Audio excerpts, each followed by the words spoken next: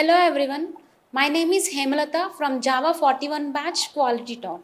Today the topic given to us is online transaction versus offline transaction. Before going to tell online transaction versus offline transaction, let me introduce about the transaction. Here the transaction plays an inseparable part of our daily lives and it became more essential part in our daily life. Here the transaction happens in primarily in two ways. One is online transaction and one is offline transaction. The online transaction plays a major role in everyone's life, from buying groceries and making payments and transaction and transferring the money. Here we can transfer the money without the necessity of the present, physically present. Online transactions are nowadays really fast and efficient. Online transactions are really, we will save time and money management also, and it is the secured also. This is the main advantages of the if we know anything, if we want to send any person, we have to easy to transfer another account. Hello everyone, myself Roshi Chinna, and now I am here to tell about the flaws and advantages and disadvantages of online transaction, offline transactions. Whatever the Prashant and Hemalata said is absolutely correct, but we have major disadvantages of the offline transactions and the online transactions. The major advantages and disadvantages now I am going to explain to you. The major disadvantages of the online transactions are it takes usually long time, and we need to access, we should have definitely internet access and power. If we have the internet access only, we can make the online transactions. As we compared to the offline transactions, there is no need of any physical network issues or any transaction issues. We may complete the offline transactions very securely and very comfortable way as compared to the online transactions. Whatever the Roshit said is right, but in offline transaction, handling of physical money is difficult. Here there is a chance of losing money and there is a damage, or in case someone will theft the money. But in online transaction, we can transfer money securely via internet. If online transaction is possible in a secured way and there is no loss of money. If transaction is under the processing also, there is a guarantee that they can refund our money within some particular time. So there is a security when compared to the offline transaction. See, whatever Hemalata said is right, absolutely right. I agree with that, but in not every cases. Some cases we may see the failure of online transactions. For example, my friend met with an accident, and he should pay the money in the online transaction.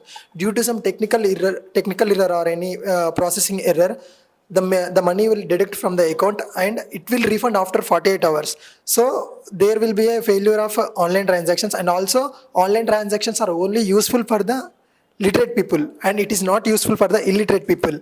In my point of view, whatever the transaction which we are going to use, it should be equal for the illiterate and literated people. See, now I am going to do online transactions, whatever I want, and I can purchase whatever I want. Now I can shop any t-shirt or clothes or anything product which I want. But at the same way, the people who are living in the villages or in the forest side areas, they are unable to use the online transactions due to the network issues or many issues. See, they don't know how to do the online transactions. Everyone know how to do the online transactions. For example, a farmer is earning money by doing farming, and he used to send the money to his son who is studying in somewhere in the city. So he went with the money, and he can able to transfer the money by using the bank. For example, he want to use the online transactions and he should send the money by the online. He approached a person that, please can you send the money to my son, he is studying somewhere else. So by mistake he should have involved in any fraud, so he can there is a possibility of losing of his money. So in my point of view, online transactions are better at some point, but not everyone deserves that online transactions. Online transactions should be more better when it comes to equality. Everyone should utilize the online transactions in the same way. Hereafter my friend will continue. I agree with Roshan comments, but offline transactions are better, but much better than online transactions are good. Online transactions nowadays, peoples are easy to uh, pay the bills, transferring and current bills or anything. We are pay to home and comfortably we will do not go to the and internet or anything.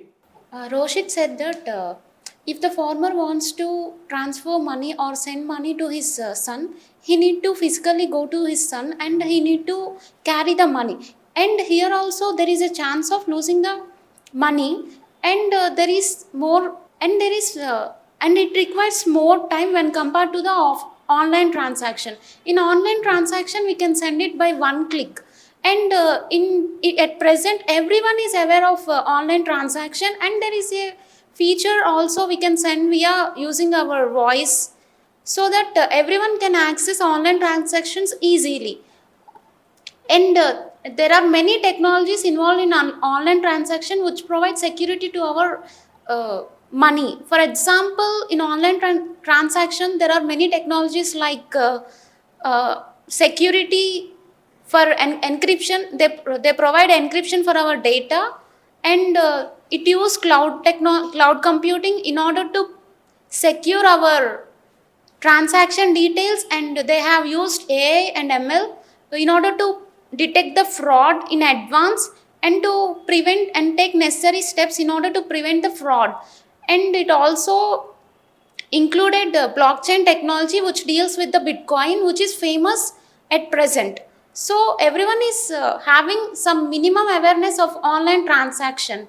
So when compared to offline transaction, online transactions are much better, and nowadays everyone is going with online transactions, and it becomes a part in our daily life. Whatever she said is absolutely correct, but financial data security is not that much good as compared to the online transactions. While we are doing online transactions, we used to give our credentials like Aadhaar card, PAN card, and our all details, and that details may affect us by involving in directly or indirectly involving in fraud. And also, as she said, we can use proxy encryption and blockchains, and these are only useful for the means huge amount, like the amount transactions which are under millions and trillions, they can only use the blockchains, and they are only eligible to use the blockchains. See, my point is to convey that online transactions and offline transactions both have the advantages and disadvantages. To overcome these disadvantages, we should implement some more techniques, and government should implement some more schemes to make awareness of the online transaction and offline transactions. So my conclusion is that everyone should get an equal and equal opportunity to do the offline and online transactions. Thank you. Here, online transaction and offline transaction are two different aspects of the same coin. So, it depends when it comes to online transaction, it provides more speed and convenience to the user. It depends upon the end user whether to choose online transaction or offline transaction. But both transactions are very important in our financial sector. Thank you. Nowadays, online transactions are really services to in robust and increase the security features also, like data encrypted and security features also. We have not theft in money. Offline transactions are really we will carry the amount. It is threat effect also there, but online transactions we are not about that the threat effects. So the finally we conclude that every transaction has an advantage and disadvantage. So we should mainly focus on the disadvantages, and we should overcome these disadvantages and make a good opportunity to make transaction for each and everyone. Thank you.